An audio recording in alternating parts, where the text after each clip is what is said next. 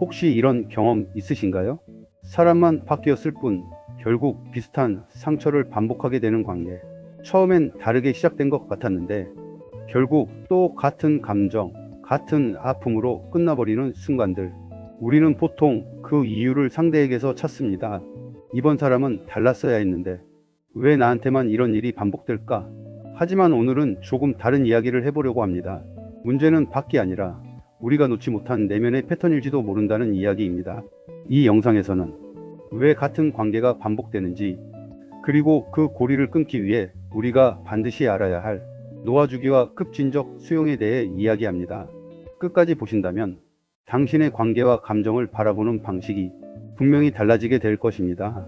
제목 놓아주고 받아들이는 시에 반복되는 감정의 업을 넘어서는 길. 일부 반복되는 관계에 보이지 않는 설계도. 살아가다 보면 이상하리만큼 비슷한 유형의 사람을 계속해서 만나게 되는 경험을 하게 됩니다. 처음에는 전혀 다른 사람이라고 느꼈지만 시간이 흐를수록 익숙한 갈등과 감정이 반복되는 것을 깨닫게 됩니다. 상황은 다르고 인물도 다르지만 결국 남는 것은 비슷한 상처와 피로감입니다. 이러한 경험이 반복될수록 우리는 점점 더 혼란스러워지고 스스로를 의심하거나 운이 없다고 생각하게 됩니다. 대부분의 사람들은 이 문제의 원인을 외부에서 찾으려 합니다. 나는 사람 보는 눈이 없는 걸까? 왜 나한테만 이런 사람이 나타날까? 상대가 문제였다라는 생각 속에서 해답을 찾으려 합니다. 물론 관계는 항상 양쪽의 영향을 받지만 같은 패턴이 반복된다는 사실은 단순히 상대의 문제만으로 설명하기 어렵습니다. 조금 더 깊이 들여다보면 이러한 반복은 우연이 아니라 우리의 내면에 이미 형성된 감정의 구조에서 비롯되는 경우가 많습니다. 우리는 과거의 경험을 통해 특정한 감정과 관계 방식을 학습합니다. 어린 시절의 경험, 이전 관계에서의 상처, 인정받지 못했던 기억들은 우리의 무의식 속에 저장되어 하나의 기준처럼 작동합니다. 문제는 이 기준이 항상 건강하지 않다는 점입니다. 우리의 무의식은 안전함보다 익숙함을 우선으로 선택합니다. 그래서 설령 고통스러운 관계였더라도 비슷한 분위기와 감정을 느끼면 그것을 낯설기보다는 편안하게 받아들이는 경향이 있습니다. 마치 오래된 습관처럼 우리는 무의식적으로 익숙한 감정의 틀 안으로 다시 들어가게 됩니다. 이 과정은 매우 미묘하게 일어납니다. 처음에는 단순한 호감이나 끌림으로 시작됩니다. 그러나 그 끌림의 이면에는 과거의 감정과 닮아 있는 요소들이 숨어 있는 경우가 많습니다. 상대의 말투, 태도, 거리감, 혹은 감정의 흐름이 우리가 이미 경험했던 패턴과 유사할 때 우리는 이유 없이 강하게 끌리거나 집착하게 됩니다. 특히 자존감이 상처받았던 경험은 매우 큰 영향을 미칩니다. 반복적으로 무시당하거나 사랑받지 못했던 경험은 나는 이 정도 대우를 받는 사람이야 라는 왜곡된 믿음을 형성합니다. 이 믿음은 의식적으로는 부정하고 싶지만 무의식에서는 여전히 강하게 작동합니다. 결국 우리는 자신도 모르게 그 신념에 맞는 관계를 선택하거나 유지하게 됩니다. 예를 들어 지속적으로 나를 존중하지 않는 사람에게 끌리거나 감정적으로 불안정한 관계에서 벗어나지 못하는 경우가 그렇습니다. 겉으로는 힘들다고 말하면서도 그 관계를 완전히 놓지 못하는 이유는 그 안에 익숙한 감정 구조가 자리하고 있기 때문입니다. 이러한 반복은 단순한 선택의 문제가 아니라 내면의 설계도가 작동한 결과라고 볼 수 있습니다. 우리가 의식하지 못하는 사이 과거의 경험이 현재의 관계를 설계하고 있는 것입니다. 그래서 같은 유형의 사람을 만나고 비슷한 갈등을 겪고 결국 비슷한 방식으로 관계가 끝나게 됩니다. 하지만 여기서 중요한 점은 이 설계도가 고정된 운명이 아니라는 사실입니다. 많은 사람들이 이 반복을 운명이나 업보라고 받아들이며 체념하지만 실제로는 인식과 이해를 통해 충분히 변화시킬 수 있는 영역입니다. 오히려 이 반복은 우리가 아직 해결하지 못한 감정을 알려주는 신호이기도 합니다. 이 깨달음은 처음에는 불편하게 느껴질 수 있습니다. 외부를 탓하는 것이 훨씬 쉬운 일이기 때문입니다. 그러나 시선을 내면으로 돌리는 순간 우리는 더 이상 피해자가 아니라 변화의 주체가 됩니다. 그리고 바로 그 지점에서 진짜 변화가 시작됩니다. 자신의 패턴을 인식하는 것은 용기가 필요한 일입니다. 왜 나는 이런 관계를 반복할까? 라는 질문을 타인이 아닌 자신에게 던지는 순간 우리는 이미 이전과는 다른 길 위에 서게 됩니다. 결국 문제의 핵심은 누구를 만났느냐가 아니라 내가 어떤 상태로 관계에 들어갔느냐입니다. 그리고 이 질문에 대한 답을 찾기 시작할 때 우리는 더 이상 같은 방식으로 상처받지 않게 됩니다. 이것이 바로 반복되는 관계를 끊어내기 위한 첫 번째 단계이며 동시에 가장 중요한 출발점입니다. 2부 급진적 수용의 연금술. 많은 사람들은 고통을 없애기 위해 끊임없이 애씁니다. 관계를 고치려 하고 상대를 바꾸려 하며 상황을 통제하려는 시도를 반복합니다. 그러나 이러한 노력은 단기적으로는 안정을 주는 것처럼 보일 수 있지만 장기적으로는 오히려 고통을 더 강화시키는 경우가 많습니다. 왜냐하면 우리가 고통을 없애야 할 문제로만 바라보는 순간 우리는 이미 그 고통과의 싸움 속으로 더 깊이 들어가게 되기 때문입니다. 우리가 경험하는 고통에는 두 가지 층이 존재합니다. 첫 번째는 실제로 발생한 사건 자체에서 비롯되는 감정적 고통입니다. 상처받은 말, 무시당한 경험, 관계의 단절과 같은 현실적인 사건들이 여기에 해당합니다. 그러나 두 번째 고통은 훨씬 더 미묘하고 지속적입니다. 그것은 바로 그 사건을 있는 그대로 받아들이지 못하고 반복적으로 저항하며 해석하고 재생하는 과정에서 생겨나는 추가적인 고통입니다.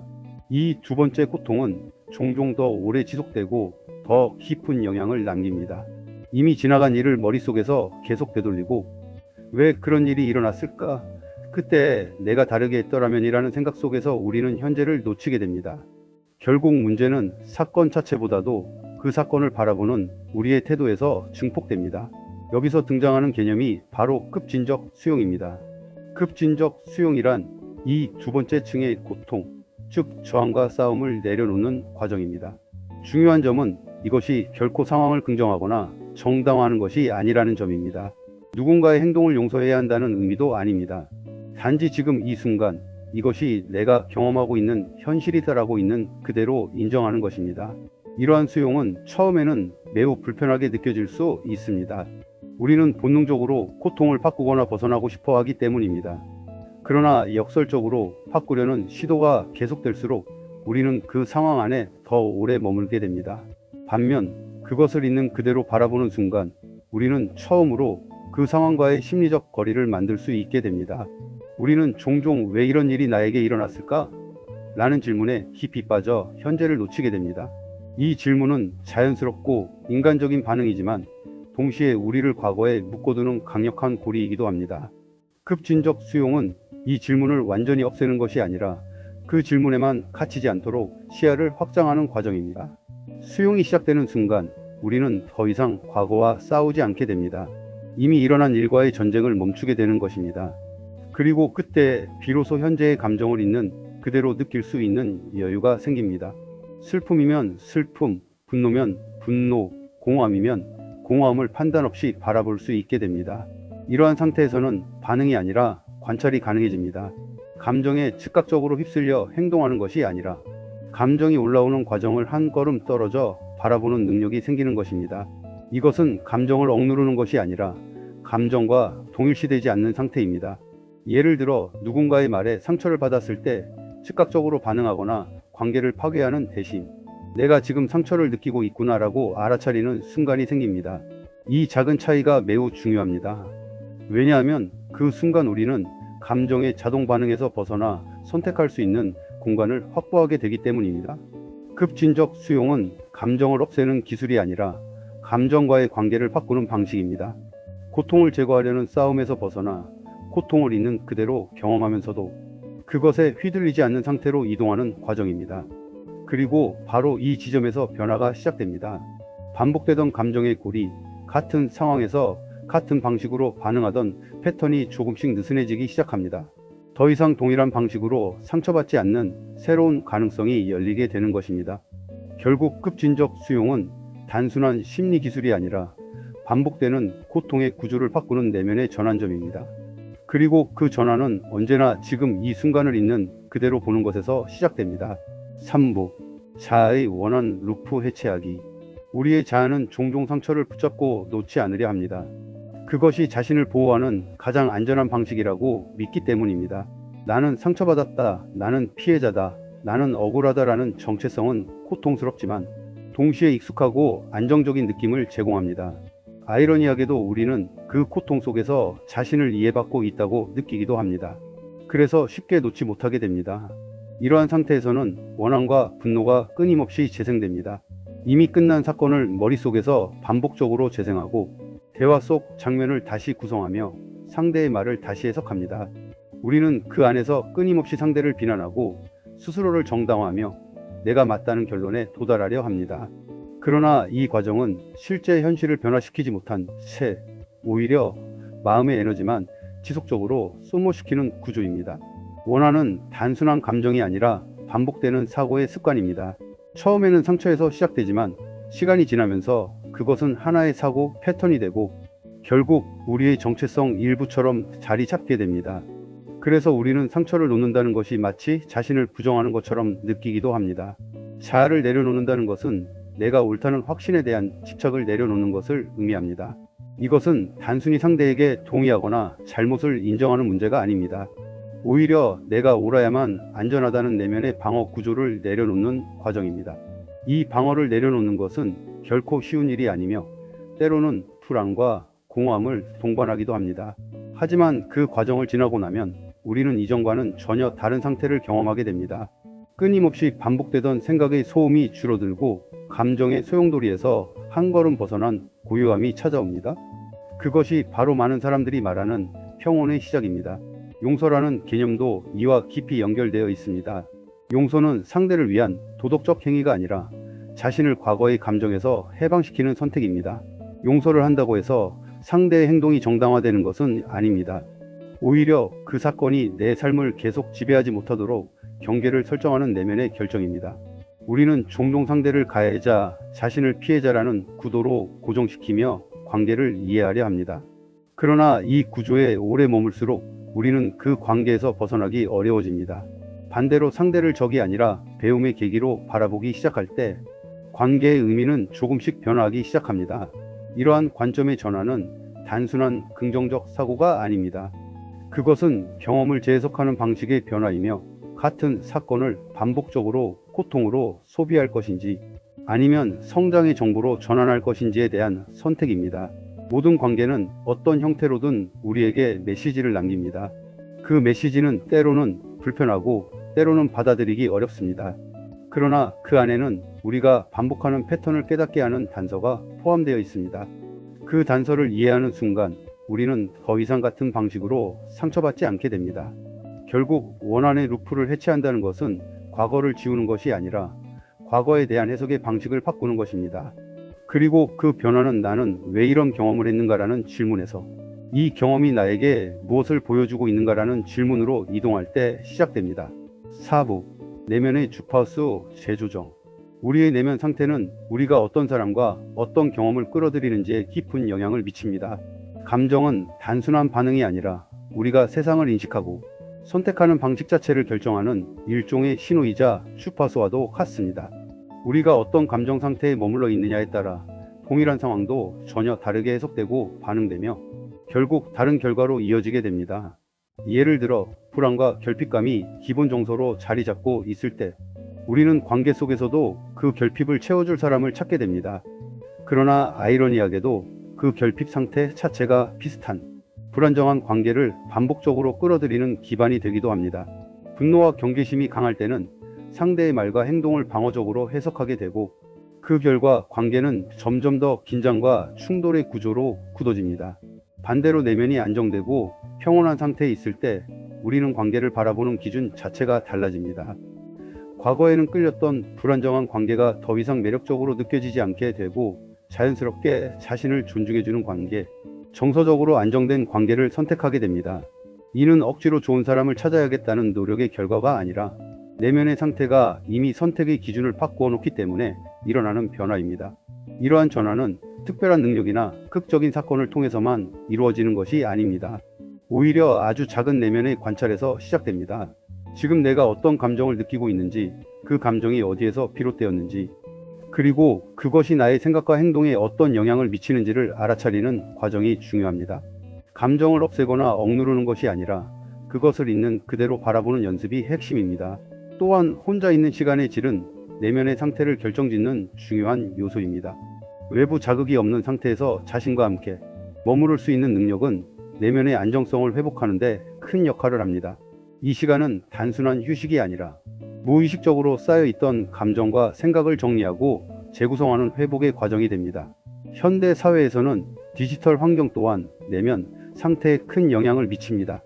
우리가 무의식적으로 소비하는 콘텐츠, 관계 맺기 방식, 비교와 자극 중심의 정보들은 우리의 감정 상태를 지속적으로 자극하거나 코착시킬 수 있습니다. 따라서 무엇을 보고 누구와 연결되며 어떤 정보를 받아들이는지에 대한 의식적인 선택이 점점 더 중요해지고 있습니다. 경계 설정 또한 중요한 요소입니다. 모든 관계와 정보가 나에게 긍정적인 영향을 주는 것은 아니기 때문에 나의 내면 상태를 보호하고 회복시키기 위한 거리두기 역시 필요합니다. 이것은 세상으로부터 도망치는 것이 아니라 나의 상태를 건강하게 유지하기 위한 필수적인 선택입니다. 결국 중요한 것은 외부 환경 자체가 아니라 그 환경을 받아들이는 나의 상태입니다. 같은 상황이라도 어떤 내면 상태에 있느냐에 따라 전혀 다른 경험이 만들어집니다. 내면이 혼란스러울 때는 세상도 혼란스럽게 보이고, 내면이 안정될 때는 세상 또한 훨씬 명확하고 단순하게 느껴집니다. 내면이 바뀌면 선택이 바뀌고, 선택이 바뀌면 관계가 바뀌며, 관계가 바뀌면 삶의 방향 전체가 자연스럽게 달라집니다.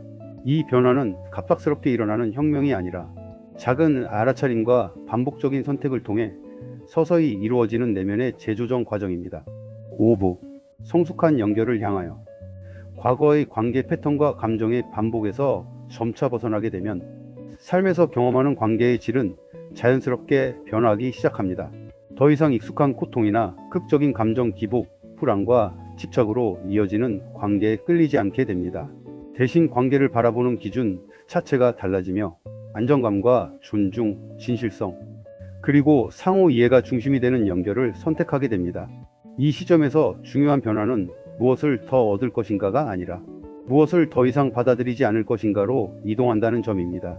이전에는 외로움을 피하기 위해 관계를 유지했다면 이제는 외로움보다도 자기 존중을 더 우선시하게 됩니다. 이러한 내면의 기준 변화는 관계의 질을 근본적으로 바꾸는 핵심 요소가 됩니다. 성숙한 관계는 강렬한 감정의 폭발이나 극적인 끌림보다는 깊이와 안정감을 특징으로 합니다. 처음에는 다소 평범하거나 심지어 밋밋하게 느껴질 수도 있지만 시간이 지날수록 신뢰와 편안함이 쌓이며 더욱 단단해지는 구조를 가지고 있습니다. 서로를 바꾸려 하거나 통제하려 하지 않고 있는 그대로의 모습을 존중하면서도 각자의 경계를 명확히 유지하는 것이 이러한 관계의 핵심입니다. 이러한 관계에서는 맞추기보다 이해하기가 중요해집니다. 상대를 내 기준에 맞추려 하기보다 상대의 다름을 인정하고 그 안에서 조화를 찾아가는 태도가 중심이 됩니다.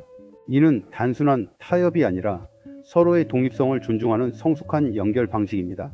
이 과정에서 반드시 필요한 요소는 분별력입니다. 모든 관계를 무조건적으로 수용하는 것이 성숙함이 아니라 나의 내면 상태와 가치에 맞는 관계를 선택할 수 있는 지혜가 필요합니다.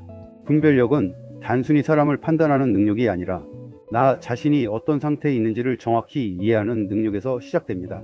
또한 자기 자신에게 정직해지는 것이 매우 중요합니다. 내가 어떤 관계에서 편안함을 느끼는지, 어떤 상황에서 불편함을 느끼는지, 무엇을 용인할 수 있고 무엇은 더 이상 받아들일 수 없는지를 명확히 인식하는 과정이 필요합니다. 이 자기 인식이 부족할수록 우리는 과거의 패턴으로 다시 돌아갈 가능성이 높아집니다. 성숙한 관계로 나아가기 위해서는 내면의 고요함이 중심축이 됩니다. 외부 상황이 어떻게 변하든 관계 속에서 어떤 일이 일어나든 내면이 쉽게 흔들리지 않는 상태를 유지하는 것이 중요합니다. 이 고요함은 감정을 억누르는 것이 아니라 감정에 압도되지 않는 안정된 내적 공간을 의미합니다. 이러한 내면의 상태가 자리 잡을 때 우리는 관계 속에서 반응적으로 움직이기보다 선택적으로 행동할 수 있게 됩니다. 즉각적인 감정 반응이 아니라 한번 숨을 고르고 상황을 바라본 뒤 행동하는 여유가 생기게 됩니다. 이 차이는 관계의 방향을 완전히 다르게 만듭니다. 놓아준다는 것은 단순히 무언가를 포기하는 것이 아니라 더 이상 나를 소모시키는 관계와 감정에 에너지를 주지 않겠다는 선택입니다. 그 자리에 새로운 가능성을 위한 공간이 생기게 됩니다. 받아들인다는 것은 무조건 참거나 체념하는 것이 아니라 현실을 있는 그대로 이해하고 그 위에서 더 나은 선택을 할 수 있는 힘을 회복하는 과정입니다. 이 두 가지가 함께 작용할 때 우리는 비로소 반복되는 감정의 고리에서 벗어나게 됩니다. 그리고 그 자리에 이전과는 전혀 다른 질의 삶과 관계가 자리 잡기 시작합니다. 그것은 단순히 좋은 사람을 만나는 문제가 아니라 내가 어떤 상태로 관계를 선택하고 유지하느냐의 변화에서 비롯됩니다. 결국 성숙한 연결이란 외부에서 찾아오는 것이 아니라 내면의 변화가 만들어내는 자연스러운 결과입니다. 내면이 안정될수록 관계는 단순해지고 명확해지며 깊어집니다. 그리고 그 안에서 우리는 더 이상 사랑을 구하는 존재가 아니라 이미 충분히 준비된 상태로 관계를 선택하는 존재로 변화하게 됩니다. 이 지점에서 삶은 더 이상 반복의 구조가 아니라 성장과 확장의 흐름으로 전환됩니다. 그리고 그 시작은 언제나 아주 조용한 내면의 변화에서 비롯됩니다. 우리는 종종 붙잡고 있어야 안전하다고 느낍니다.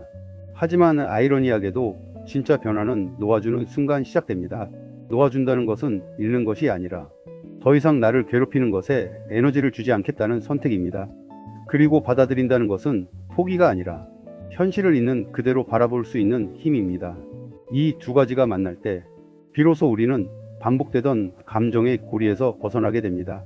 앞으로의 관계에서는 누군가를 바꾸려 애쓰기보다 내가 어떤 상태로 관계에 들어가는지를 먼저 바라보시길 바랍니다.